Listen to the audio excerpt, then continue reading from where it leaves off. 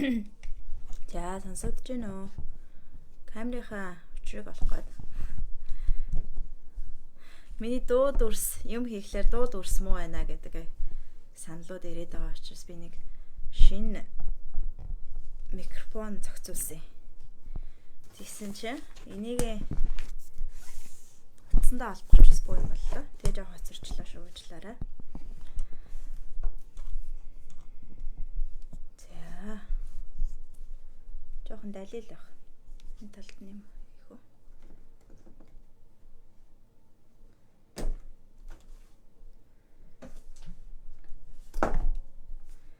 За сонсогдож байна уу? Даарайгааг багш шүү, тий. Сайн байцгаана уу? За энэ өдрийн мэндийг хүргье. Хасаа өдөр, амралтын өдөр орой уулзж байгаадаа баяртай байна. Манай энэ өглөөний цаг болж байна. Өглөө хасаа өдрийн өглөө. Усман басан хэвээрэл замарсныг энэ жил эх жилийг дуустлын ус болсон хэвээрэл байна. Ургаж байгаа зайлал унж унчаад. За хэдүүлээ хүүхдийн хүмүүжлийн тухай за тэгээд ганц нэг хөтөлбөрийн тухай мэдээлэл өгье гэж ярьсан. Хөтөлбөрийн тухай гэх юм бол манай resilience хөтөлбөр дүүрчих шиг боллоо. Би яг бүртгэж амжихгүй байна. Ямарсан 4-5 хоногийн өмнө хүний тоолж үзсэн чинь 20 гараад явцсан. Ер нь бол 25 хүн авах юм. Тэгээд хүн нь дүүрчихсэн учраас одоо бол бүр түүлж димээ гэж би бодоод байна. За resilience хөтөлбөр маань ямар учиртай гэдгийг тайлбарлачаад тэгээд өмнө нь иржсэн эцэг өвчүүдээс иржсэн асуултанд хариу өгье гэж бодож байна. Хариу өгнө гэж хэлчихэд нэлээд удаан өгч чадсангүй явчлаа. За хүмүүс надаас маш их ганцаарчсан үйлчлэгээ авмаар байна гэж хандаад байдаг. Тэгтэл ганцаарчсан үйлчлэгээ авахад манай үйлчлүүлэгч нарын нэгдүгээрт амьдралын хэв маяг нь тохирохгүй байх шүү гэдэг нэг юм байгаа. Учир нь ялангуяа Монголд байгаа хүмүүс л айгүйх нөгөө гинтийн зүйл маш их тохиолддог тийм ээ. Тэгээд 7 хоног болгон 14 хоног болгон уулзнаа гэж цаг тоглоод нэг цагтаа уулзнаа гэж явчингууд ихэнхдээ цагийн тулгаж цуцлаад байдаг. Өстө завгүй болчлаа. За хөдөө гадаа явлаа. За имэмтэй болчлоо гэд цуцлаад байдаг. Би хэд хэдэн хүнтэй ганцаарчилсан байдлаар ажиллаж үзсэн. Нэгдүгээрт ингээд нөгөө өөрсдийнх нь амьдралын хэв маяг таараагүй учраас яг тэр цагтаа уулзалтанд ороход эрэхтэл гал унтраах хэрэгтэй болдог тийм тулгамцсан ажлууд асуудлууд гараад ирээд байдаг нь их түгээмэл байдаг. Энд бол хүмүүс амьдралынх нь хэв маяг нь тийм бүр одоо тогтчихсон нэг л юмаа давтан хийх нь хэлбэг байдаг учраас энд бол ингээл ганцаарчсан үйлчлэгээ авч бүр өөрийн биеэр бичлэн очдог нэг түгээмэл байдаг л та. Энэ үднээс би бас түргөвчлэн ганцаарчсан үйлчлэгийг нээхийг хүсэхгүй байгаа. Цөөн цагаар ингээд бага хүмүүстэй цөөн цагаар ажиллаж байгаа хэрнээ тэр цагаа тэр хүндээ зориулаад нээчингүүд цагийн тулгаад өөрөө орж ирж чадахгүй эсвэл бэлтгэлгүй байдаг ч юм уу эсвэл янз бүрийн өөр зүйл зохиолдчиход байдаг байна. Хоёрт гэх юм бол би ганцаарчсан үйлчлэгээнүүд нь авч үзсэн. Ганцаарчилсан надтай ганцаарчлан яваад имэйл ингээд зөвлөгөө аваад имэйл уншаад явж байгаа бүтэн жил явсан хүний үр дүн нь манай энэ resilience хөтөлбөрт явж байгаа үр дүн хоёроос ялгаатай. Учир нь resilience хөтөлбөр дотор чинь тархины фитнес ороо дээрээс нь группээр уулзангуудаа хүмүүсийн бусдын ухаарлаас маш их юм сурдаг. Трома нэгдүгээр яадаг гэхээр бусдад итгэлцлийг энэ ертөнцид итгэх итгэлцлийг хугалцдаг байхгүй. Тэгээ дандаа бусдаас айж нуугдаж амьдардаг. Тэгээ группийн бүлгийн уулзалт хийгээд явхад бусдад итгэх, энэ амьдрал итгэх хүмүүс бүгдээрээ нэг юм байна шүү дээ. Бид нар чинь нэг юм байна гэдэг. Зүгээр л би оюун санаагаараа өөрийгөө хаачаад яваад байгаа юм байна гэдэг маш том ойлголтыг хүлээж авдаг. Тэгээ энэ ойлголтыг авчлаараа чи ажил дээрээ, гэр бүл дээрээ ч гэсэндээ бусад хүмүүс итгэхэд эхэлдэг байгаа байхгүй юу? Түүнчлэн тархины фитнес хийж явах хүрээнд бол асар их ачаалттай ажилладаг. Энэ ачаалттай сургалтыг бусдаасаа дэмжлэг аван одоо бусдаас сэтгэл зүйн дэмжлэг аваад би ганцаараа энийг хийгээгүй бусад хүмүүс ч гэсэн хийж байгаа шүү дээ гэсэн утгаараа цуг хийхдээ хүн айгүй хариуцлагатай хийдэг. Тэгээ энэ хөтөлбөрийн хүрээнд чинь ганцаарчилсан уулзалт сэтгэл заслуудаас орцсон байхгүй юу? Ганцаарчилсан уулзалт сэтгэл засал хийхлээр нөгөө хүний харах өнцөг чинь өхөн минийх болон нөгөө хүний үйлчлүүлэгчийн маань л харж байгаа тэр ойлгож байгаа зүйлээр хязгаарлагдаад бусад өөр төрлийн мэдээлэл орж ирэх нь бага байдаг байхгүй юу? Тэр үүднээсээ бүтэн жил яваад авч чаддаггүй үр дүнг resilience хөтөлбөрөөс бол авдаг. Тийм авдаг байгаа даа. Тэгээ энэ жилийн үед бол энэ resilience эхний удаад resilience хөтөлбөр бол ямар ч гэсэн сайн аавна. Тэгээ resilience төгссөн хүмүүс дундаа бусдад intention project төсөл буюу бусдад бодол санаа сэтгэлээрээ дамжуулан хэрхэн бусдын амьдралыг дээш нь өөдөн татах вэ, өөрийнхөө амьдралыг өөдөн татах вэ гэдэг нэг тийм хөтөлбөр явагдана. Тэгээд ганцаарчилсан үйлчлэгийг бол нээж үнэхээр амжихгүй. Тэгээд нээхгүй байх шалтгаануудыг би одоо сая хуваалцлаа шүү дээ. Тэгээд боломжтой бол resilience хөтөлбөрт орж ирэхтэй, боломжгүй бол манай бедан суралцах хөтөлбөрүүдэд орж ирэх хэрэгтэй нэг 3 хөтөлбөр байгаад байгаа шүү дээ. Энэ хөтөлбөрүүдэд одоо ажилдаа орсноос ороод 2 сар 3 сараас ахуулаад би шинжилэл хийгээд уулзалтуудаа бүлгийн уулзалтуудыг илүү тогтмол болгож өгнө. Дээрээс нь даалт ухамсарын чөлөөлөлд арт сэтгэл заслууд дээр ч гэсэндээ хүмүүсээ дэмжлэг авч одоо тэр талаар бэлтгэж байгаа хүмүүсээ ч гэсэн хөөслөөд тогтмол уулзалтуудаа байлгах гэж байна. Тэгэхээр надаас одоо ганцаарчсан үйлчлэгээ авна гэж битгий их шаардаач гэж хүсгээд байгаа. Тэгэхгүй бол тэгээ үр дүнээс тийм сайн байдаг байна штэ. За resilience хөтөлбөр төгссөн хүмүүс бол 80% нь үнэхээр үр дүн авдаг. Гайхамшигтай үр дүн авдаг. За 20% дээр бол гацдаг тохиолдол бий. Ямар гацдаг буюу яг өөрийнх нь нэгдүгürt айдаг. Өөрийнхөө дотоод ертөнцтэйгээ уулзахын тулд маш их өвдөлтүүдийн мэдэрч шүү дээ. Тэр өвдөлтөөсөө цогтоож айдаг тохиолдлоос болоод хүмүүс тэр 20% хүн одоо 10 хүний 2 нь бол гайхамшигтай үр дүн авч чадах нь бол бага байдаг. Гэхдээ аяар энэ үр суулгачихсан учраас хүн болгон өөрчлөгдөх цаг хугацаа нь өөр тийм ээ.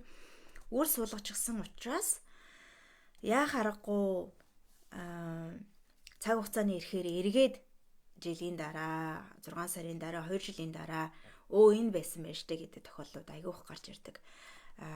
Дээрээс нь уналтанд ороод ирэхээр буцаад асуулуудаа хийх ч юм уу буцаад ийм зүйлүүдийг хий гэдэг тохиолдлууд их байдаг байхгүй юу? Энэ хөтөлбөрийн гол зүйл бол ерөөсөө өөрийнхөө амьдралыг цааш нь авч явах гол үйлдлийн системийг бий болгох гэдэг. Тэгээд хоёрт нь нэг гэсэн тийм хамт олон. Би resilience төгссөн хүмүүс бол их бусад нэгнтэйгээ татан дулаахан болчдөг байгаа.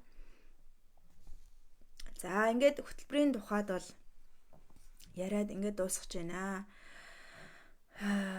Бүртгэл нь бол дүүрсэн гэж хэлэх гээд байна. За хүүхдийн хүмүүжлийн тухай энэгшил төвтэй хүүхд хүмүүжлийн ухаан гэдэг ааш тийм ээ. Энэ тийм амар ажил бишээ. За тухайлбал энэ нөгөө айгүйх responsive буюу хариу өгдөг байна аахгүй юу? Хүүхдэд хариу өгөх тусам улам ярилцах гэдэг улам одоо шүн бол одоо сэрнэ мөмөх гин шүн сэрхээр аав ээжээгээ гин тий барууныхан бол одоо шүн сэрсэн ч босхгүй гүрийчдэг тийм унтуул сургаж байгаа гэд усгүй гүрийчдэг тийм их байдагс одоо харин өөрчлөгдөд байна л да. Нэг шүн сэрхээр нь сэрэж очиод авчих юм бол одоо шүн болгон сэрээд унтуулахгүй юм болно гэд хүүхдүүд дээрээ очихгүй гүрийдэг тийм талууд бий. Тэгээ нөгөө хүүхдүүд нь бүр ээж автайгаа ихтгэлцлээ алдчихсан. Сэрээд ч нэмэргүйгээ сэрхээрээ чимээгүй байж байгаа буцаад унтчихдаг тийм тохиолдол байгаа даа. Тэгээд тарих судлал талаас үүнийг хүүхдүүд нь одоо avoidant attachmentтай буюу миний хэрэгцээг угаасаа ээж аваа хангаж чадахгүй юм чинь зүгээр тавахгүй чимээгүй. Би тэгээ мэдрэмжээ хаач гэдэг тийм жоохон гацаанд орчдөг тал бий л дээ. За мэдээж үүнийг том болсон хойно хүмүүс засах боломжтой байдаг тийм ээ. Энэ дэлхийн хүн амын ерөнхийдөө 30% нь л secure буюу баттай энэгшилтэй. Юу ч болж исэн миний ээж аав намайг надаас урахгүй, миний ард байгаа тэдэнд итгэж болно гэдэг тийм итгэл найдвар. Яг энэ итгэл найдвар нь яагаад чухал вэ гэхээр ертөнцийг үзэх үзэл энэ дэлхийд итгэх итгэлцлийн суурийг тогтоочж байгаа юм. Ээж аавын хайр таслагдсан. Ээж аавдаа итгэл алдсан бол энэ ертөнцид итгэл алдчихдаг. Энэ ертөнцийн тэр сайн сайхны урсгалаас таслагдах нь бий. Тэгэд хичээгээд ч тэр эдэр насанд нь хайр, жинхэнэ хайр, романтик хайр тий орж ирэх нь гацаатай байдаг. Эсвэл асуудалтай хүмүүстэй их учирдаг. Эсвэл энэ ертөнцийн дэлхийд итгэж чадахгүй буюу альва юмыг ингээд хийгээд өргөжлүүлээд үр дүнг нь амсаа явж байхдаа энэ угаасаа бүтэхгүй гэдэг цаанаас суур юм байгаад тууштай байж чадахгүй байдаг. Хичээгээд ч нэмэргүй гэж сэтгэл готрол орох нь их хэлбэг байдаг. Энэ баттай энэгшил тогтоох нь магадгүй таны эцэг эхийн хамгийн чухал үүргийн нэг. Гэхдээ энэ нь төгс ээж аав байна гэсэн үг биш. Дандаа л ингээл хариу үйлдэл үзүүлээл дандаа өөрийгөө хоёрдугаар тавиад л өдөр шөнөгүй хүүхдтэй хариу одоо responsive буюу асуусан, ярьсан хэрэгцээ болгоныг нь хангаадгүй гэсэн үг шүү дээ. Магадгүй бодтой тодорхойлол та нэг 80-20-4 ч юм уу. Бүр болохгүй бол нэг 60-40-44 тогтоож. 60% хүүхдтэй хариу үйлдэл одоо хүүхдтэй responsive байна буюу 60% хүүхдийнхаа хэрэгцээнд мэдрэмжтэй хандна, хэрэгцээг нь хангана, ярилцсан. За үлдсэн 40% нь бол одоо тэгээд яах вэ? Алдаа гаргаж болно, төгс байх албагүй гэдэргээд тийм ээ бодчих хэрэгтэй юм шиг байна. Яасан гэхэлэр манай нөхөр ойрд маш ачаалтай ажил өдөржин хуралд ороод шүн том маань сэрэхлээр нөхөр очиж унтуулдаг болсон юм. Тэгсэн чинь уржигдэр шүн том маань эхлээд баг маань сэрээд за мөмдөд унтуулад бэжсэн чинь цагийн дараа том маань сэрээд за оцсон чинь босцсон унтахгүй марихгүй янз болоод тэгээ бүтэн цаг аргадчихэж тэрвэржээ заримдаа өөрөө газар хэвтэн гэдэг газар хэвтүүлээд тэгээд тэгжээч нэг юм арай гэж унтваа бүтэн цаг болоо. За тэгсэн чинь тэр чинь хэд болчих 3 болчихж байгаа. Тэгэхээр 3 хүртэл унтаж чаддаг байх юм л дээ. Яг унтах гал гүн ойрлогоо орох читэл сэрчиж. Тэгээд дараа нь гэсэн чинь 5:30 гээд баг маань сэрчсэн. Дахиад надаас өөр хүн баг дээр очиж чадахгүй. Тэгээ би л очиж байгаа юм л да. Шөнө 3 удаа сэрсэн. Гүн ойрондоо автаж чадаагүй. Тэгээ өглөө 7:30 гээд бүгдээрээ босчихж байгаа юм чинь. Унтаж чадаагүй. Хүүхэд боссон хойно бол угаасаа унтаж чадахгүй. Тэгээд том маань угаасаа юундаа явж чадахгүй.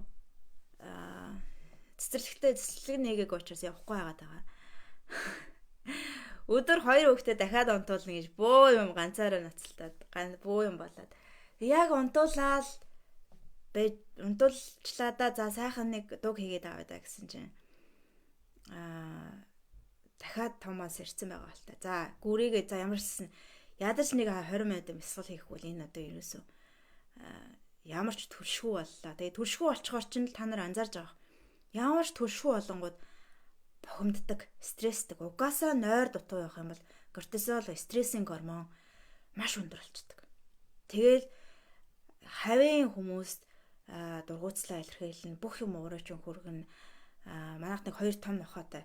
Нохооноо хажуугаар эргэлдээл янз юм нэхэл унах юм бол би бүр ингээд бушуу гар гэдэг ингээд бодлоо байна. Тийм учраас хүүхдтэйгээ хэрэгцээг хангаж чадахгүй төршүү болоод унж байгаа юм л да. Тэгээ уржигдэр нөхөр заа яас юу болсон гэдэг нэг өдөр 3 цаг үед гарч ирээд асууж байгаа. За төршүү болсон. Дээрээс нь маш их ядарсан. Маш их бухимдсан гэд уйлаад ашгүй нэг юм намайг сонсоод хажууд нь би жоохон уйлаад үнэхээр хэцүү байна гэдгсэн чинь уйлаад нэг юм тайвширсан л да. Тэгээ энэ үед өнөөдөр нөхөр манаас надад юу ч хэлсэн гэхлээр за чи ингэ төгс байх гээд хичээгээд явах гэж өнөөдөр зүгээр л сул тавь. Нэрэнч тиймдээ гээд дандаа ингэж сайн би өөрөө бас тийм төрөгдөлд орчдөг байхгүй. сайн байх гад дандаа бүх хэрэгцээг нь хангах гад тэнийг мэдхэд өөрийгөө ядраачдаг. Гэтэл ээжийн сэтгэл зүй ямар байна? Ээжийн түлших ямар байна? Ээжийн сэтгэл зүй ямар байна гэдгээс хүүхдийн сэтгэл зүй шууд хамааралтай. Бүр гэр бүлийн сэтгэл зүй шууд хамааралтай болчдөг. Би уржигдаар тэгэл төршгөө болоод бухимдаад дотроо ингээл бүр нэг юм туйлдаал ирсэн чинь хүүхдүүд илүү хуйлдаг болоод янгиндаг одоо нэг whining нэ гэл нэг янз янзын юм нэхэл янз янзын зан гаргаал тэгдэг нэгсэл тэгэл унтахгүй бас янз янз болоод тайвширч чадахгүй байх. Ээжийн тэд нар чинь өөрийгөө тайвшруулах механизм хүүхдийн тархинд 5 наснаас хойш төлөвшөж багаагаар төлөвшөж эхэлдэг. Тархинд нь гүйц одоо боловсрч эхэлдэг. Тэрнээс өмнө тэр асран хамгаалагчийн сэтгэл зүй, асран хамгаалагчийн тарих сэтгэл зүгээр өөрийгөө тайвшруулж явдаг байгаа байхгүй. Гэтэл би өөрөө төршгөө болоод унчингууд хүүхдүүд миний над дээр төвшөглөж сэтгэл зүгөө удирдах чадамж нь бас дахиад унчингууд давхар хэдэн бухимдсан, стресссэн, ууралсан, ядарсан ийм хүмүүс бий болчихж байгаа. Тэгээд уржигдэр яасан гэхлээр сайхан нөгөө телевизийн тавьж өгөөд дуртай юмнуудын нийтх юмнуудын тавьж өгөөд өөрөө бүр сул тавиад дунд нь ороод дэшээ хараад хэвтцэн. Тэгээ сайхан амьсгал дээрээ төвлөрөөд хэдэн минут хэвтээд тэгээ хүүхдүүд ч гэсэндээ эндаа би тайвширч гоо эндаа тайвширд эхэлж байгаа. Тэгээл сайхан ус мөсөнд оруулаад тэгээ ядаргаанд орсон болохоор яг уржигдэр сайхан 8 цаг 9 цаг гэж сайхан унтаад амарчлаа.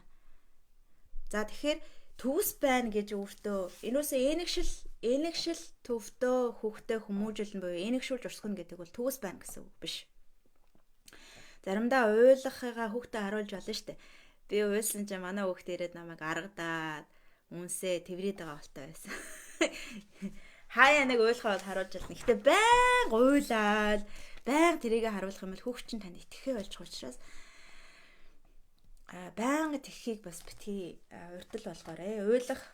Уурлах, хуцаарлах үе бол гараа шүү дээ.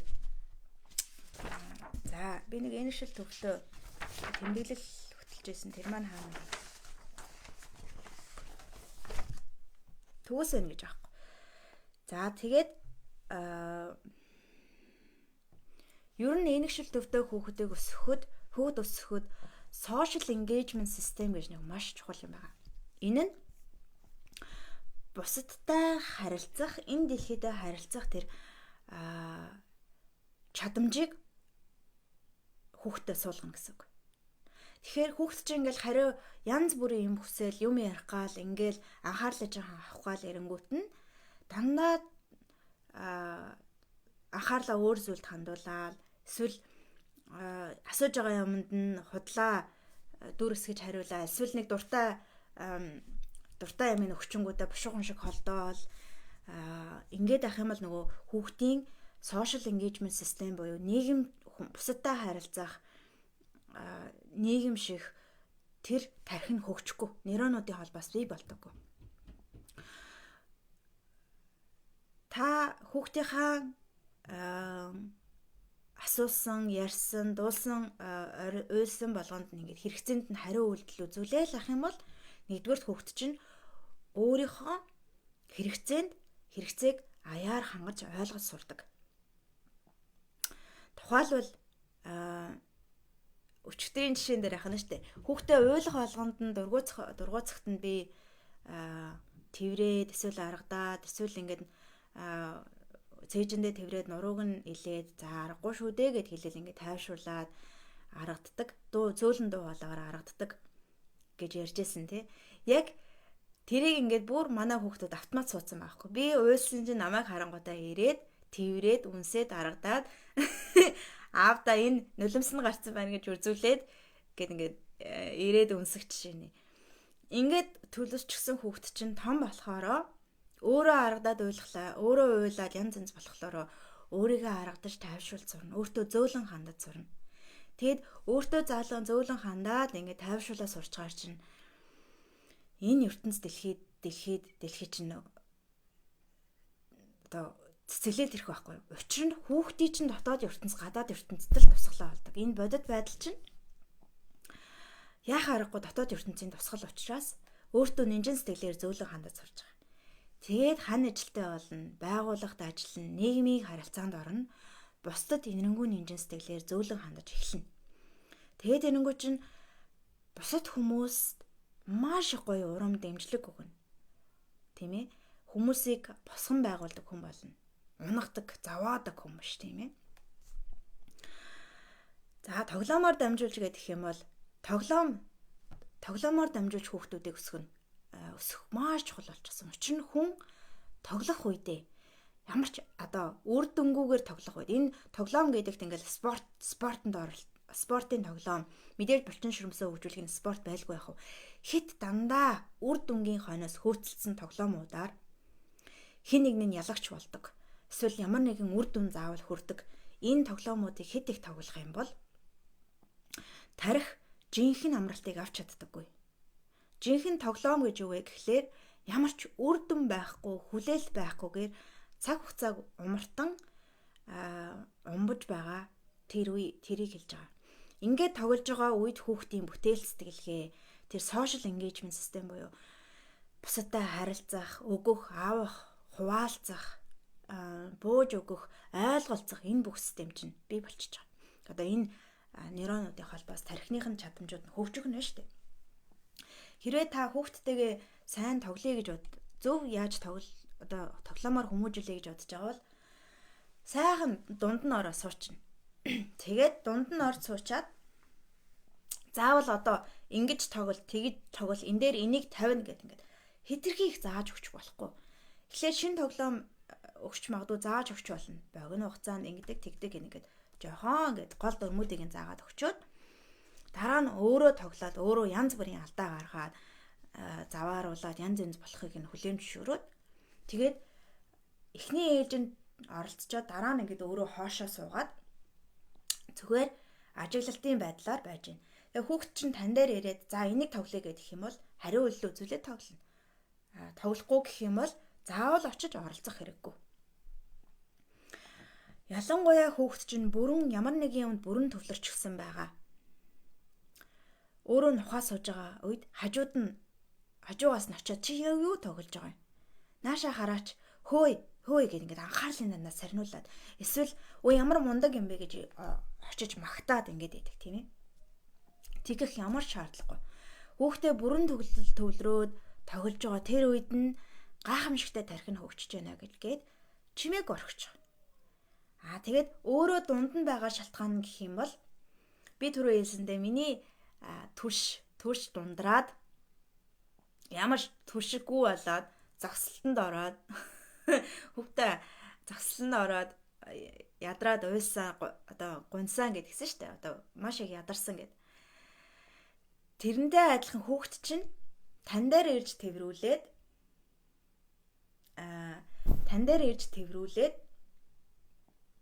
танаас анхаарал халамж авахад тэр хүүхдийн түлш дүүрж байгаа байхгүй. Тэгээд буцаад тоглоомор байгаа. Та нар энийг тушаад үзээрэй.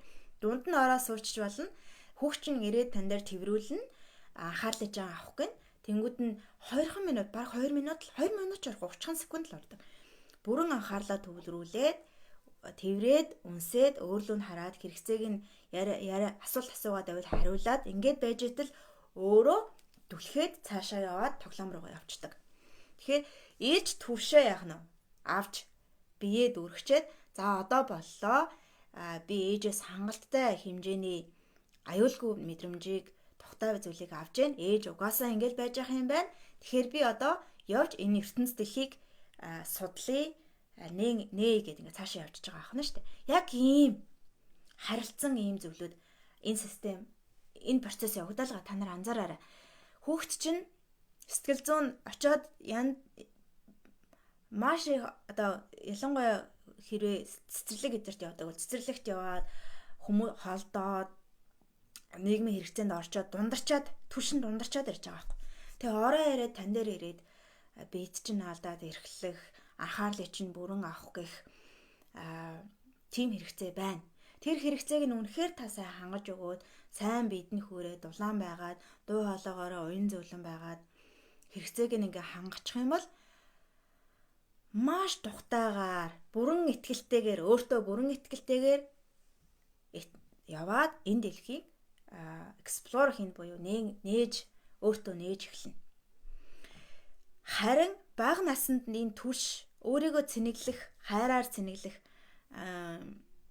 магадгүй юм тодорхой хүүхдийн тэр нөгөө аюулгүй мэдрэмж нэг юм хэдүүлээ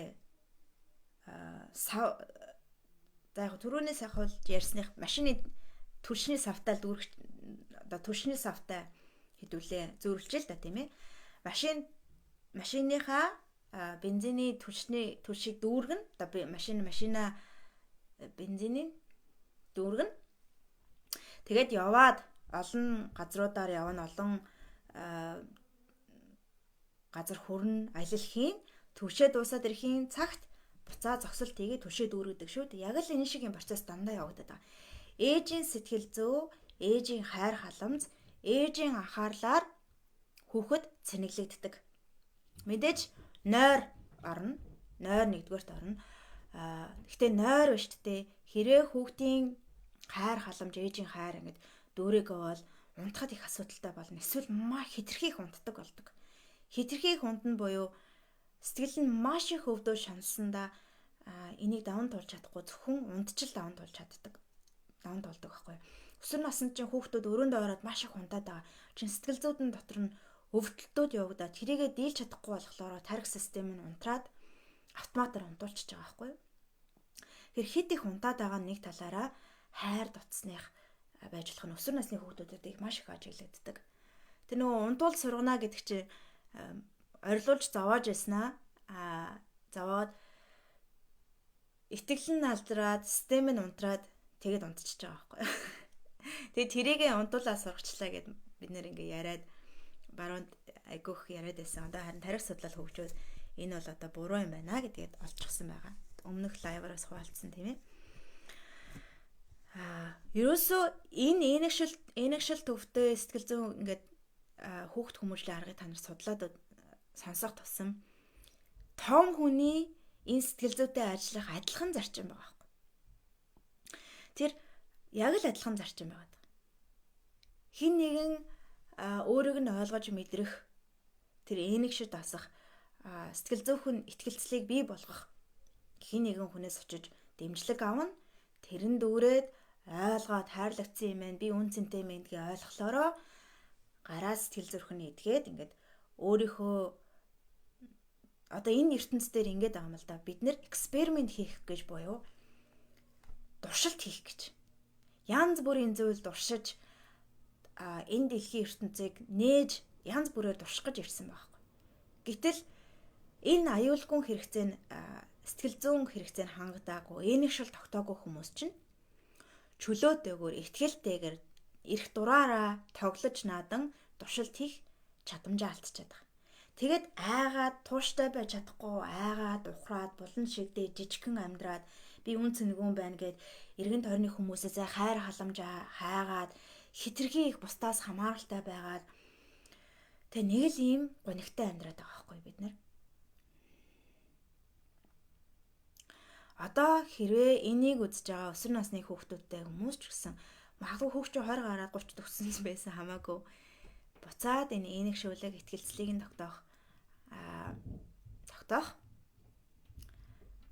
тогтооход анхаарлаа хандуулаарай гэж хэлж байгаа. Огт гэтээ энэгшүүлэн тогтооно гэдэг чинь байнгын зөвлөл заана гэсэн үг ш. Бид нар дандаа зөвлөд заахыгаа хүүхд хүмүүжүүлж гинэ гэж боддог. Амаараа яриад зөвлөөл. Тэгтээ тэгээд үгийг авахгүй. Миний үгэнд орохгүй байна. Миний үгээр амьдрсангүй. Үгэнд хизээч ордоггүй угаасаа муу хөөхд хилээд байхад ойлгоогүй гэж. Энд чинь ерөөсөө хүний чадамжийг нээж байгаа, энэгшүүлж байгаа арга биш шүү дээ. Нэгэнд үүсээгүй итгэлцэл алдчихсан. Няраа хүүхдийн хүртэл итгэлцлийг алдаж болох юм те. Итгэлцэл алдчихсан бол таны хилээд байгаа үг угаас сонсохгүй. Нэгэнт итгэлцэл алдчихлаа гэдгийг мэдхээр аавж улам илүү зөвлөж эхэлдэг. Улам илүү тэгээд зөвлөмжийг авахгүй болохоор уурлан дөрхирнэ. Би чамайг тижээж байгаа. Чи ста миний үгнээс гарсангүй чамайг сайхан явъя чи харна гэж. Сүүлдээ бүр хараал өрөөл сүүлдээ бүр юу гэдэг хүч хэрглэж эхэлдэг тий. Хүчрхийлэл хэрглэж эхэлдэг.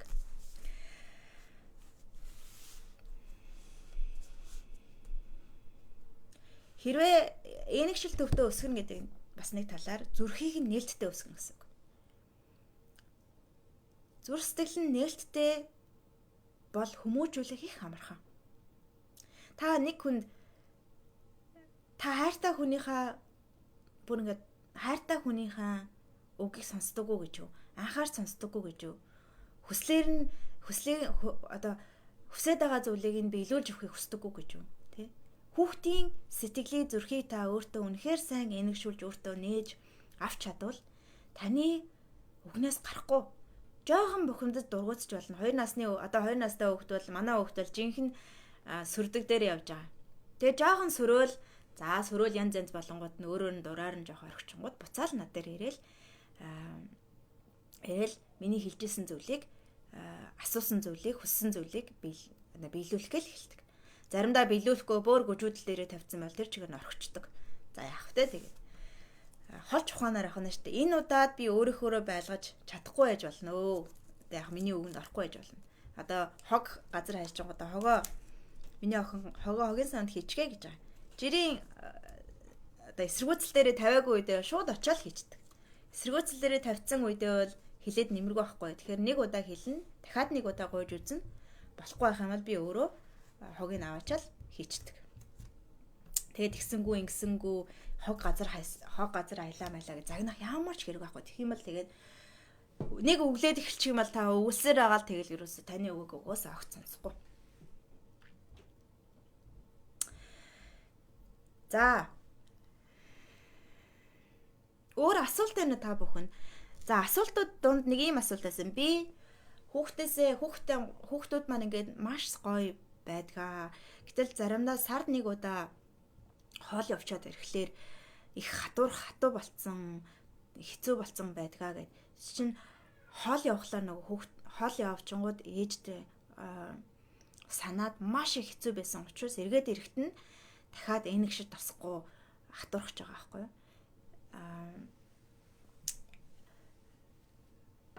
Separation буюу бээр холдох, сэтгэлээр холдох гэдэг бол хүүхдийн хамгийн том айдас.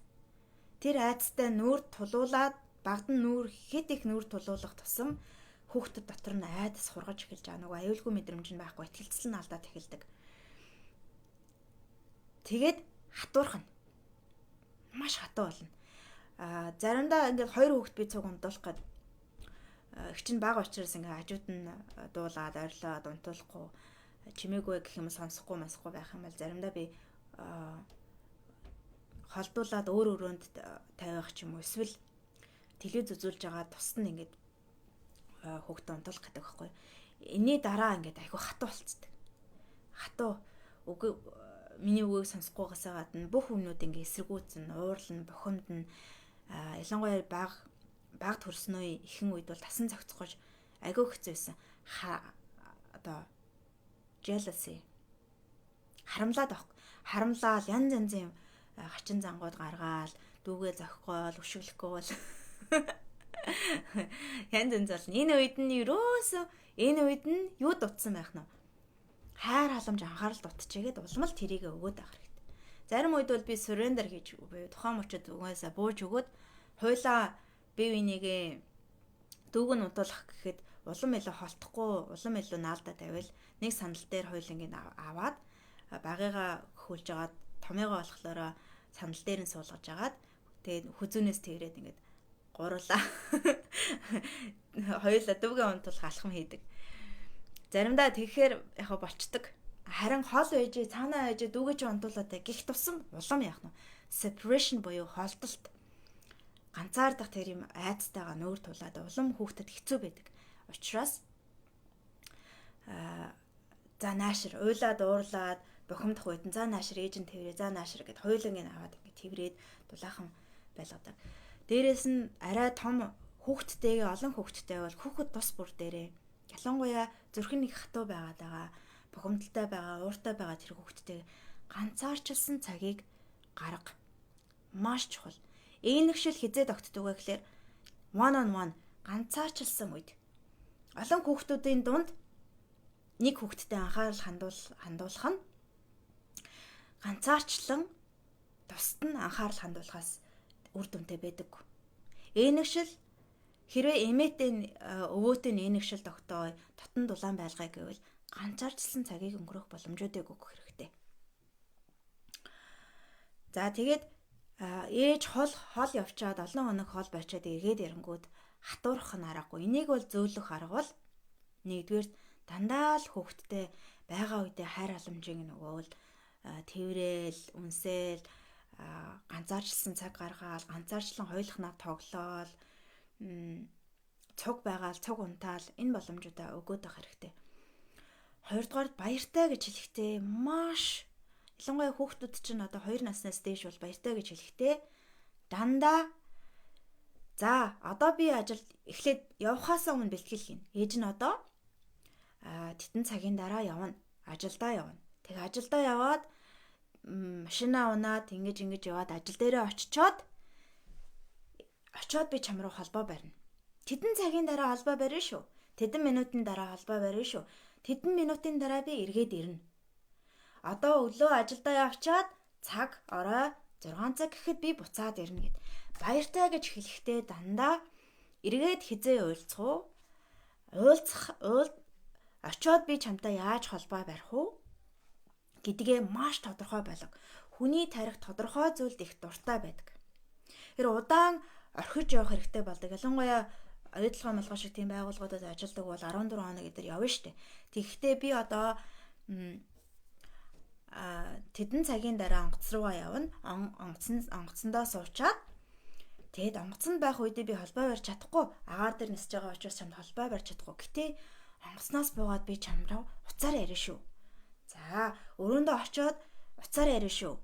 Одоо видео кол мал хийж болно штэ. Видео кол хийж ярина шүү гэдэг ингээ дандаа энэ үед баяртай гэж хэлсэн бол дараагийн удаа уулзах нь хизээвэ гэдгийг тодорхой хэлнэ. Тэгээд тодорхой хэлчихэд үгэндээ үнэнч байна.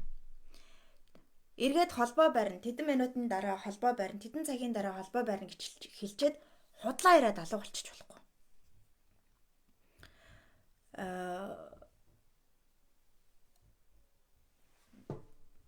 Миний сэтгэл засал хийж байгаа маш их гүн гэмтэл авсан. Айгүй хайр халамж авч өссөн хэрний их гэмтэл авсан байсан тохиолдол юунаас гарсан бэ гэхлээр хүүхдээ хөдөөний ээж хүүхдээ бүр ингээд хэдэн нас хүртэл жилээ мөмөөрөө хүүлээд их дулаахан хайрлсан хэрнээ гинт төв рүү аваачингуудаа сургууль цуулангуудаа айлд авч хайцсан. Тэгээ баяртай гэж хэлээг. Баяртай гэж хэлээгүй танихгүй айлд аваачаад үлдээчээд ашиг уйлаад араас хөдлөө бөө юм болно гэдээ алга болцсон. Тэгээ бүтэн жил тэр хүүхэд айлд гэрээс ээжээсээ ч холдож амжаагүй хүүхэд ээж нь худлаа хараад дэлгүүр ороод ирэх л юу яваад ирэх явцсан. Тэгээ дахиж эргэж ирээгүй. Энд чинь ингээд сэтгэлийн шок траума болчихж байгаа байхгүй. Та хоол явж болно. Угаасаа амьдралын ирэхээр бид нэр ажиллана, амьдран ийш тийшээ явна штэ. Гэхдээ дандаа хизээ эргээд уулзах вэ? Хэдэн цагийн дараа чамтай эргээд холбоо харах вэ? Хэдэн цагийн дараа буцаж ирэх вэ гэдгээ маш тодорхой хуваалцаж байна. За хүүхдээ удаан орхиж явах нь болцоход эмээ өвөд нь сайн тэрж харлаад өөрөөгээ захиад л байна. Тийм. Дээрэс нь өөрөө дандаа холбоо барина. Өөрөө дандаа холбоо барина. За өсвөр насны хүүхэд яаж энэгшил бий болох вэ? За өсвөр насныхан бол 13 наснаас хойш одоо их эрт баруунд бол их эрт эхэлдэг болчиход 9 наснаас хойш бол тамаа ганцаарангийн орхи битгий миний амьдралд оролц цаашаа бай дугуй байл гэдэг. Тэгэхээр энэ үед их эмзэг үе учраас чимээгүйгээр одоо мэддэхгүйгээр харилцаа үүсгэндэ. За хаалганд огшоод өрөөнд нь ороод ч юм уу би чамд гой цай бэлдэж өгөх үү. Хамгийн эхлээд хүсэлт шаардлага тавихаасаа өмнө social engagement system буюу нүдтэй нь холбоо тогтоо, биетэй нь холбоо тогтоо. Тэгээ биеийн хилэмж нь жоохон ойртой дулаахан болоод ирэнгүүт нь би чамд хойлоо гарч зугаалах уу ч юм уу эсвэл хойлоогоо ийм хийх үү би чамд гой цай бэлдэж өгөх үү халуун шоколад бэлдэж өгөх үү гэдэг дуртай юм зөөлөн хийж игээд ийм алгуурхнаар зөөлөхнөөр өөрийнх нь амьдралд нь би ингээд чиний хажууд байгаа шүү дулаахан байгаа шүү. Чи бидний харилцаа нураагүй шүү. Чамд хэцүү байгаа ч гэсэндээ би ингээл байгаа шүү гээл юм дохионуудыг өгөөлээ. Тэгээд тэрний дараа хүүхэд өөрөө дотроо болсон зүйлээ хуваалцах боломж одоо нээгдэж эхэлж магадгүй. Тэгснээр шууд чи юу болоод байгаа натаа хуваалц да гэж ингэж болохгүй байна шүү дээ. Эсвэл шууд тэр ярьж чадахгүй байгаа хэцүү байгаа зүйлийг нь одоо надтай хуваалц тэргээд загнах зөвлөх. Өсвөр насны хүүхдүүдэд одоо зөвлөгөө өгөхөө байл зөвлөгөө өгөх юм бол хүүхд чинь улам илүү танаас цогтаан зөвлөгөө дутсан биш байхгүй юу? Эн чинь амьдралын хамгийн эмзэг хэцүү үе. Энэ үед зөвлөгөө өгөх хүний тарих угаасаа зөвлөгөөг өөрөө хүсээгүй бол хүлээж авдаггүй. Тэгэхээр зөвлөгөө өгөхөө өглөж яншихаа одоо бол хамгийн түрүүнд монгол хүмүүс өглөөл яншаал үг авсангүй гэж уурлал миний хаар бай. Би чиний гаргаж байгаа алдааг аль хэдийн гаргачихсан. Хэрвээ чи миний үгээр явах юм бол алдахгүй өдр гэж ярьдаг. Уучлаарай хүн болгон энэ амьдралд яг дуршилт хийх гэж ирсэн учраас алдаа гаргана штэ. Алдаа гаргах нь тэр хүний амьдралын амьдрал суралцж байгаа процесс болохоос биш. Хин нэгнээс аав ээжээсээ сурангуудаа алтхаа болчих гэж хизээж байхгүй. Аав ээж чинь хэдэн он жил яншаал тэг үгээг нь яваад яг өөрийнхөө нь явсан үгүй шүү дээ. Дандаа нууцаар болохгүй юмнууд өчнөл юм хийсэн байгаа ш та нар. Тэгэхээр тэр хүний зэрэг зан одоо хүлээн зөвшөөрөх хэрэгтэй гэж байгаа. За бас нэг юм байдаг. Хүүхэд нь ингээд янз бүрийн амьдрал тохиолдож байгаа юмнуудаа хуваалцаж болно. Тэр нь одоо хайр дурлалтай холбоотой эсвэл одоо арай эрт үедээ бэлгийн одоо нөгөө секс хийчихсэн ч юм уу эсвэл хүүхд одоо янз бүрийн хүнд мэдээллүүдийг та одоо хүүхдээсээ сонсож болохгүй. Ялангуяа өсвөр насны хүүхдүүд бол хүүхдүүдэд дээрлэхүүлсэн, зодсон, өөрөө зодсон, дээрлэхсэн гэд янз бүрийн юм гарч ирнэ. Тэр үед шокрол сонсчингуудаа бөөн юм болгоод хүмүүст очиж хуваалцаал өөрөө хэвээр ингээл энгийн юм шиг тэрийг тийм альва тийм хүн мэдээллүүдийг сонсоод биеэрээ гаргаад хүлээж аваад туслах чадамжаа хөгжүүл. Та нар санаж байна уу? За яшиг энэ ямиг ээжтэй аавтай хаваалцчихвал бөө юм болно хэлэхгүй байсан нэр. За эсвэл хэлжүүл ээж аав зовчин чимээгүй байгээ дандаа бид нар дотроо хадгалаад эхэлсэн шүү дээ. Хадгалаад өссөн тийм үү? Энийг шил төвтэй байна гэдэг бол хүүхдээ өсгөнө гэдэг бол хүүхд чинь ямар ч гин буруутай зүйл хийсэн, ямар ч таныг шоконд оруулах мэдээлэл хуваалцсан ганхашгүй байна. Хит хүн дээр хүлээж авч сэтгэлээр унж эсвэл хит одоо магтаж ингэж янз бүрийн савлахгүйгээр жирийн хүлээж аваад тэгээ тэр хүүхдийн мэдрэмжийг ойлгож хүлээж авна гэдэг дээр анхаарлаа хандуулах хэрэгтэй. Хүүхдэд дээрлэхүүлсэн байвал очиод бөө юм болгоод нөгөө хүүхдүүдээ хэрүүл уруул хийгээл ингэ сургуулаар нэг юм болгоод нэр хүндийг унгаал ингээл хийж болохгүй байхгүй тийм ээ. Тэгэх юм бол хүүхд чинь итгэж тантай хаваалцахгүй. Яшиг ээжтэй хаваалцчихвал аавтай хаваалцчихвал бөө юм болдог. Сэтгэлээр унцдаг. Эсвэл булам илүү ичхүүртэй байдал оруулчихна гэж чимээгүй нуугаад байдаг. Эсвэл надад уурлна. Би гэмтэй зүйл хийчихсэн байх гэх. Хэрэг хүүхдийнхээ хажууд аггүй их хэрэлдэж бухимддаг байсан бол тэр хэрүүл бухимдлын чинь зовлонгийн чинь шалтгаан өөрөө гэд хүүхд итгэцсэн байдаг байхгүй. Тэгээд өөр тохиолдож байгаа юмаа хуваалцчвал ээж улам илүү зовчин одоо илүү зовлонтой байгаа юм чинь одоо ингээд хуваалцахгүй бай дотроо нууя гэд улам илүү бугшаад ингээд гацаанд ороод яваад байдаг. Энэ нэг талаараа энийг шил төвтэй хүүхдээ өсгөнө гэдэг бол амьдралд ээж аав нар өөрийнхөө хүчийг олж ав, итгэлийг олж ав. Амьдрал дээрээ ад жаргалтай, элбэг хангалуун, амар амгалан амьдрах энэ замаа нэ. Үнэн дээр та дотроо хэр сайн амар амгалан ухамсар тэр хайраа хөгжүүлж чадна. Тэр хэмжээгээр гадаад амьдрал чинь гадаад ертөнцид цэцэглэнэ. Тэгэхгүй л ээж аав нар ингэж яриад өөрөөгөө бүр гаргуун гаргацсан. Би яах вэ? Хүүхэд минь л болж ивэл болоо гэж. Тэгтэл хүүхдэд та өөрөө энэ ертөнцийн шүү дээ. Дэлхийн ээж одоо ингээд тань би яах вэ? Энд амьдарч байгаа хүмүүс л одоо болно гэдэг бүр ингээд нөгөө нөхөн сэргээл мэргээл одоо байгалийн жамаар байгаль дэлхий өөрийгөө нөхөн сэргээдэг тийм үү. Тийм юмч болохгүй ингээд бүр нэг одоо юу гэмдэ ертөнцийн дэлхийг ингээ нураад унтсан. Ямар ч итгэл ийм байвал яах вэ? Ямар ч итгэл байхгүй болчих жоох. Амьдралд итгэл байхгүй болчих жоох. Ээж аав хичээгээд угаасаа сайхан амьдрч чадаагүй. Тэгэхээр энэ ертөнц хар муухай байж таараа, хүн дээлтэй биш байж таараа. Тэгэхээр би хичээгээд ямар ч нэмэргүй. Гэхдээ наана маш их зүтгэн. Ээж аавдаа ингээл туслах гаалст. Бүхий л талаар зүтгэн. Гэтэ цаанаа тэр эмзэг байдал хэвээрэл байдаг. Ийм учраас ээж аав өөрөө энэ ертөнцийн дээр хүчээ олж авах, альфа байх, амжилттай, аз жаргалтай байх, сэтгэлийн тэнцвэртэй байх аялал замаа эхлүүлээ. Ингэж чадвал хүүхэд чинь танаас илүү гайхамшигтайгаар энэ дэлхийг өөрчлөх хүчтэй хүмүүс болж хувирна. Нэг сонсоод байдаг юм болохоор би яг өнгөрцөн хүн хүүхэд маань л болоо. Өөшгүй хүн болгочихгүй юмсан гэд. Тэгээ өөртөө нь адилхан зан гаргаж маргангууд чинь зодод загнаад ингэж яваад байдаг. Өөшгөл хүн болгочихгүй юмсан. Тэгэхээр энэ яриаг сонссон хүүхэд, сонсож өссөн хүүхэд яах вэ? Аав ээждээ итгэх үү? Итгэхгүй шүү дээ. Яана аав ээж их л муухан юм шиг байх юм. Уг нь бол аав ээж чинь ганц түшиг тулгуур нах нь шүү дээ. За тэгээ өргөмөл ээж аав нь эртнээс орчихсон хагцал зовлон их үтсэн хүүхдүүд бол маш эмзэг байгаа. Хэрвээ тийм хүүхдүүд таны эргэн тойронд байдаг бол зөөлөн л хандна. Бид нар их хатуу нийгмийг даван туулсан тийм ээ. Тийм учраас нэг нэгэндээ үр хүүхдүүдтэй асар хатуу хандаж ирсэн. Одоо харин их зөөлрүүд эхэлж ш. Ялангуяа залуу үе бол үр хүүхдүүдтэй маш гоё зөөлөн болсон. Шал ондоо байдлаар хүмүүжүүлж эхэлж байна. Бас нэг зүйлийг болохоор та амьдралдаа өөрчлөлт хийх нэг ийм шийдвэр гаргавал их зүгээр. Ямар амьдралын хэм маягтай байвал би хүүхдтэй хангалттай цаг гаргаад, өөртөө хангалттай цаг гаргаад амьдрч болох вэ гэд.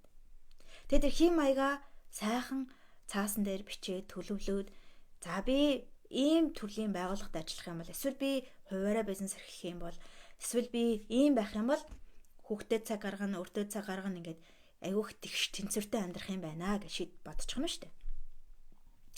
Тэгээд трийгээ боломжтой гэж бодоод аль хэдийн бэлдсэн юм шиг ингээд төсөөл манифест хий. Гэтэл хүмүүс ямар шийдвэрүүдийг гаргадаг энэ угаасаа л ийм байгууллагад ажиллаад ингэж цаг завгүй байгаа цаг наргүй ажиллах миний амьдралын жам гэд бүр ингээ хүлээгээд авцсан байдаг. Тэгэд ингээ хүүхдүүдээ золиослон угаасаа миний амьдралын жам гэд тэр өөр байж болно гэдэг сэтгэлгээг дотроо толгойдоо оруулаагүй. Тэгээ толгойдоо үнэн гэж оруулаагүй учраас угаасаа тийм боломж гарч ирэхгүй. Тийм амьдралын хэм маягийг ч өөртөө бий болохгүй, хэм маягийг бий болгох нөхцөл нь ч бүрдэхгүй. Би анх хүүхэд төрүүлэхээс өмнө бүр Монголд байхдаа манай нөхөр хоол явж ажил хийдэг. Тэгээ дээрэс нь би бүтэн цагийн ажилтаа ингэж байж исэн. Тэгээд за юу гэж шийдсэн бэхлээр хэрвээ бид хоёр хамтдаа удаан амьдрий гэж бодож байгаа бол би ажлаа өөрчлөхгүй юм бол бид хоёр ерөөсөө уулзахгүй байна гэж. Манай ажиж байгаа гэртээ ирнэ. Тэнгүүд би 1-ээс 5 дахь бүр 1-ээс бүтэн даваа гарагаас ням гараг хүртэлгүүр ажиллаждаг байсныг ч хэлэх үү. Өдрийн 8 цаг байхгүй. Тэгээ нөгөө нөхөр маань ийш дэшээ цуг явъя мовъя гэхлээр цаг зарцуулж чадахгүй. Тэгээ би ямар шийдвэрийг тухайн үед нүүж ирэхээс өмнө гаргасан байх гэхлээр би ер нь байгууллагад ажиллахгүй юм байна. Байгууллагад ажил 1-ээс 8 цагийн ажил хийх юм бол нөхөр маань хоол явдаг учраас ямар ч өөр хүүхдүүдэд зарцуулах, өөртөө зарцуулах, хамт бие биендээ зарцуулах цаг гарахгүй юм байна. Тэгэхээр ийм ажил хийхгүй. Би өөрийн гэсэн цагийн хуваартай, өөрийн гэсэн юмтай байх хэрэгтэй байна гэдэг шийдвэрийг гаргасан. Тэр шийдвэрийг гаргасан хэрнээ энд би одоо ирснийхаа дараа ингээл байгууллагад ажиллах ажил ингээд хайх ч юм уу тийм юмнуудыг хийжсэн хэрнээ бүтээгүй. Тэр нь шалтгаан нь юу гэхээр өмнө нь би ямар амьдралыг бий болох вэ? Ямар амьдралын хэв маягтай амьдрах вэ гэдгээ шийдчихсэн байх нь шүү дээ. Одоо эргээд харахад 3-4 жилийн дараа эргээд харахад өөрийнхөө хүснээр амьдрч шүү дээ. Энийг хэрэг би боломжтой гэж өөртөө хэлээгүй бол өөр хүүхдэд зарцуулах цаггүй л ингээл те. Тэр байтгаа одоо энэ хоол явдаг ажилтай нөхөртөө шилхүү айгуул гэр бүл салцсан явж байгаа шүү дээ. бие биендээ цаг гаргаж чадахгүй. Одоогийн нөхцөл байдал чинь сэтгэл хангалуун, сэтгэлд чинь нийцэхгүй байгаад байгаа бол тэрийг өөрчлөлт хийх боломж байна гэж хар. Тэг ингэхдээ юу хүсгүй байгаа вэ гэдэг дээрээ маш их анхаарал хандуулдаг. Хүмүүс надтай ингэж харилцаа болчих юм бол, нийгэм сайхан болчих юм бол, улс төрийнхэн ингээд идэхэ болчих юм бол гэл юу хүсгүй байгаагаа л дахин яриад байдаг. Эн чинь юу хүсгүй байгаагаа, юун дургүй байгаагаа амьдралдаа энергиэрээ, үгээрээ энэ ертөнцийн тэр квант физикийн хуулиар амьдралдаа татаад байгаа байхгүй. Харин чив чимээгүй тэр бүх өглээн дулаан хохирогчийн сэтгэлгээ төр зөр орхиод сайхан амьсгал дээрээ төвлөрөө биеэ тавьшуулаад, махан биеэ тавьшуулаад тийм ээ. Махан биеэ тавьшуулсныхаа дараа энэ амьдралаас би юу хүсэж байгаа вэ гэдгээ сайхан чагсаагаад бичиж. Үр хөвгтөө юу хүсэж байгаа вэ гэдгээ бүгдийн сайхан том зургаараа ямар гэр бүлтэй байх вэ гэдгээ төлөвлөчих. Тэгээд тэрийгээ болж өгвөл бүр юу гэж сардаа нэг удаа хамгийн сайндаа бүр өдөр болгон 7 хоног болгон гэж сэргээж хараад уншаад тэг энийгээ бэлчлээгээд сайхан залбираад залбирал бол гуйж байгаа залбирал бол гуйрамчлалын залбирал байдаг. Хэрвээ залбирал хий, манифест хий гэж бодож байгаа бол тэрийг авчихсан юм шиг тэр мэдрэмжийг зүрхэндээ амьлуулна. Тэгээд л ах хэрэгтэй. Тэгээ энэгшил төвтэй хүүхдээ өсгөе гэж бодож байгаа бол амьдралд хүчээ ав. Өөрийнхөө хүчийг нээ. Таны дотор агуу хүч угаас байгаа байхгүй юу? Би одоо энийг бүр үнэхээр амьдралаараа мэдэрч байна. Хэдийгээр би ингээд хүмүүсээс хоол ингээд дэмжлэг багтаа амьдарч байгаа ч гэсэн үнэхээр хүснээр амьдарч чадчих шít. Гэтэл 10 жилийн өмнө надад ингэж амьдрах боломж байд юм уу? Би юу ийм юм хийх ёстой юм уу? Үгүй юу? Тэч байтгаа би гадаадад их сургуульд сурна гэхэд над чи хүн чадахгүй байхаа гэж би боддог тийм сэтгэлгээтэй байсан шít. Тэгсэн чинь манай найз надад хүү чи болгүй яа гэм бэ? Ямар сони юм ярьд юм бэ гэд. Тэгээд Австралид тэтгэлгээр явж сурсан байдгийн. Тэгэхээр бүх зүйл боломжтой.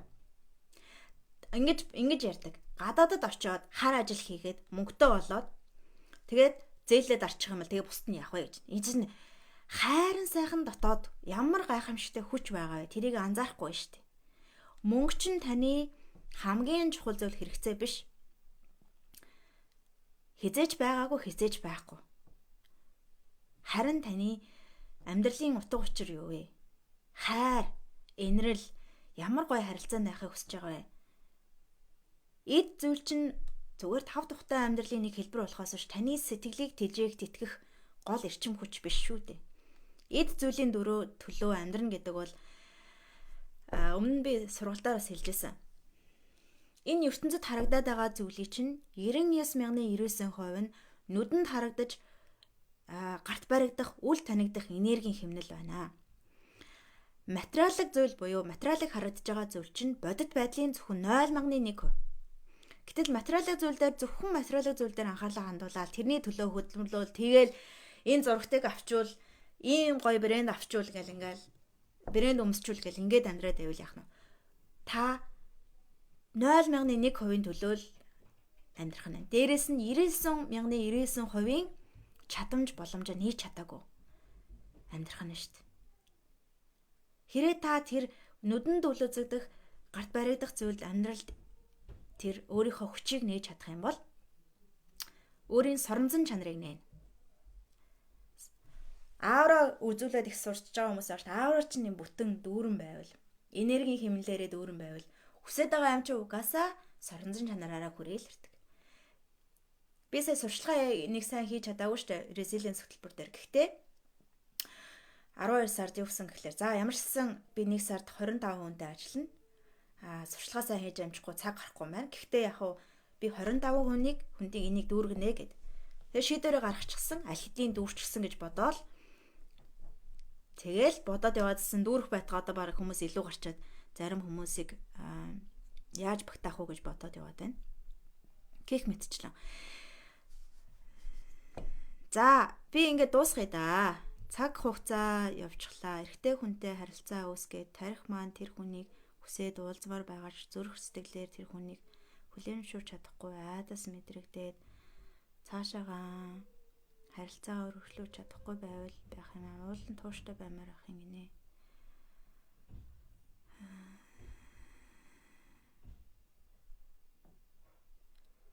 Тэг юунаас болоод итгэлцэл үүсэхгүй байгаа юм бол тоо. Үнэхээр таны мөн чанар үнэт зүйлсээс энэ хайраас айжж болно тийм ээ. Хайраас заримдаа бид нар хайраас цухтаадаг. Зөв хүнээсээ цухтаадаг тийм ээ. Надад зөвөр энийг уншихад би энийг гэтээ дагах хэрэггүй. Би бүрэн мэдээлэл аваагүй учраас хамаагүй зөвлөгөө өгч чадахгүй байна. Гэтэ айц байгаад байгаа бол зөвөр хэрэг үнэхээр тэр таны зөв хүн гэж бодож байгаа бол яагаад дуршаад үзэж болохгүй гэж. Шууд нэг гэрт орчихгүй маа зү. Дуршаад үз. Амьдралд янз бүрээр уулзаад үз, уучраад үз, дуршаад үз. Болохгүй бол салж штэ. Шууд сууж болохгүй. Сууж болт юм ээ.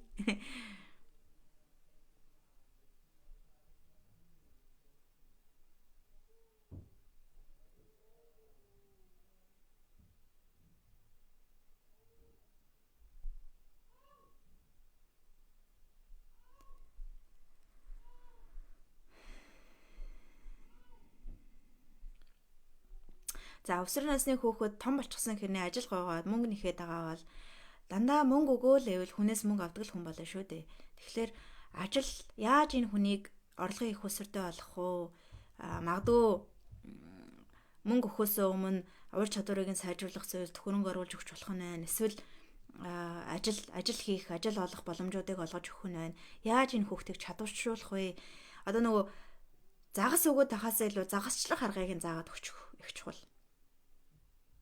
За яг чи. Тэгэхээр энэ хүүхдэд яаж загасчлах арга зааж өгөх вэ? Яаж загастай далайн яригт аваачих вэ гэдэг дээр анхаарал хандуулаарай. За тэрвэрлэхгүй өсвөр насны хүүхдүүд тэг нь ерөөсө зүхтаана.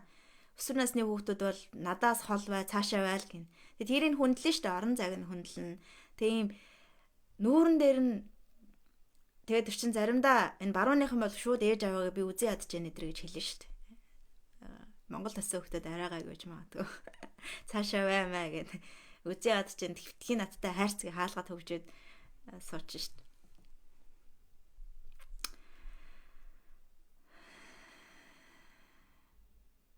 За багшаа манай хүүхэд ойлгомхаа жоохон загнажхвал. За тийм мэдрэмтгий хүүхдүүд энэ дэлхийд маш их бий болж байгаа. Манай хүүхэд бол мэдрэмтгий талдаа. Би жоохон л дугаа өндөрсөх юм бол нүд нь эргэлдээд доошоо харж байгаа болтой харагддаг. Эсвэл шууд уйлдаг. Энэ мэдрэмтгий хүүхдийн шинж тэмдэг байхгүй. Тэгэхээр маш зөөлөн алгуурхан хандна. Тэгээ мэдрэмтгий хүүхдүүд ерөөсөө дугаа өндөрсгөөж загнаж болохгүй. Аргаар нь тэгээд зөөлөн л өсгөн. Зөөлөн өсгөөлээ. Гэхдээ зөөлөн өсгөн гэдэг нь хил хязгаар тавьж болохгүй гэсэн үг шүү. Хязгаар альва хүсэл өмнөд нь хязгаар тавина. Хязгаар тавхтаа загнаж зодож биш. Хязгаар тавина үгүй гэж хэлнэ. Тэгтээ дандаа уян зөөлөн хэвээрээ одоо нөгөө дуу хоолой чинь зөөлхөн хэвээрээ. Гэтэ дуу одоо нөгөө firm буюу хатуу ээж болох нь шүү дээ. Хатуу хэлж байгаа үгүй гэдэг дээрээ та хатуу зогсож болно. Тэр хатуу зогссон зүйл чинь хүлээн зөвшөөрөөд уйлаад унжаад янз бүрийн зан гаргах үед нь төвчээртэй хандаад хүлээн зөвшөөрөөд тэр уйлж ууралж байгааг нь хүлээн зөвшөөрөө жоохон төвччих. Тэгээ уйлаад дараа нь сайхан хамх хорн гадагшлаад хүлээн зөвшөөрдөг. Тэг ингэж та нөгөө нэг эрхэн дэмтчихсэн гэдэг чтэй том толгой одоо дээр юу гэж асуугаад байлаа. Хитрүүлэхгүйгээр хит эрхлүүлэхгүйгээр их зөв хүүхэд өсгөх боломжтой байхгүй юу? Firm буюу одоо firm-ыг юу гэж хэлэх юм бэ? Хатуу гэхлээр айгүй харгас сонсохдох гээд байдаг. Firm гэдэг нь хэлсэн ярьсандаа бат зогсон. Тэрийгэ биеэр үзүүлнэ. Нуруу чинцэх байна. Тэгэж болохгүй штэ гэд ингээд ингэсэн байдалтайгаар ингээд хэлж болохгүй байна штэ. Харин бие сайхан зэгцлээд дуу хоолойгоо зэгцүүлээд одоо болсон одоо дахиж талах идэхгүй. Одоо талах ихгүй өөр юм мэднэ гэд ингээд. Манай хүүхд бол өдөржин талах идчих сонирхолтой. Одоо болсон штэ гэд. Тэгэд зөөлнөөр тогтуунаар илэрхийлэн заримдаа анхаарлаа өөр зүйлд хандуулна. заримдаа үгүй гэж хэлээд уйлуулна. Гэхдээ үгүй гэж хэлээд ойлгохлохтой. Би чамд хэлээ байц да ингээд зодод загнаад иж болохгүй байх нь шүү дээ. Янз янзын зан гарахтан төвчээртэй л суугаад байгаа юм. За ёстой аавын оролцоо үнэхээр чухлаа. Би үнэхээр маа нөхөр бол аав нь оролцоог үсгэсэн учраас оролцоогүй байх сонирхолтой байсан ихэнх үедээ. За тэгээд үнэхээр эмэгтэй та төвчээртэй, тууштай, хүчтэй байж чадвал аавын оролцоог дээшлүүлж болно. Манай нөхөр үнэхээр оролцоотой болсон.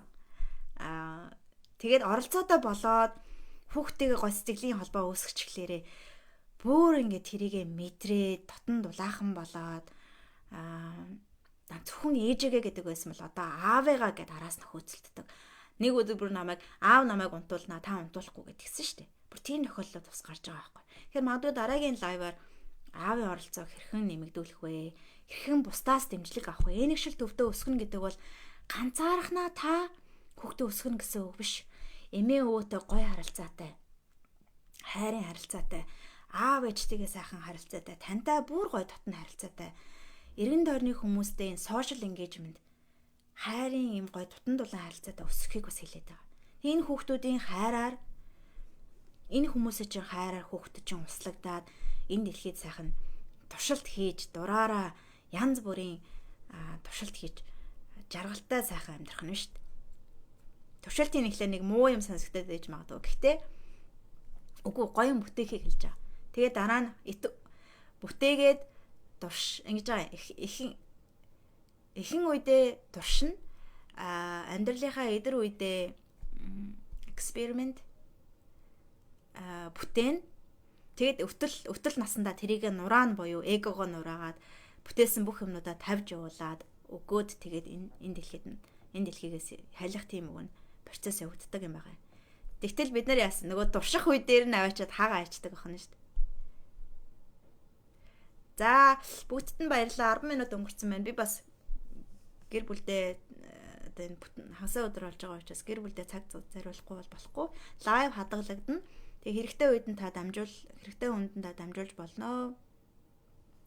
Ирэх дараагийн лайв боломжтой үедээ хүүхдийн аав ээжийн оролцоог хэрхэн нэмэгдүүлэх вэ? Эмээ өвөөтэй бас хэрхэн хил хязгаар тогтоож зөв чиглүүлэх вэ? Эмээ өвч ерөөсөө өөрийнхөө хүснээрээ байлгана гэж дарчдаг штэ. Хэрхэн яаж тэр хүмүүсийг бас зовоохгүйгээр чиглүүлэх вэ гэдэг тэр тухай ярилцъя. За баяр таа.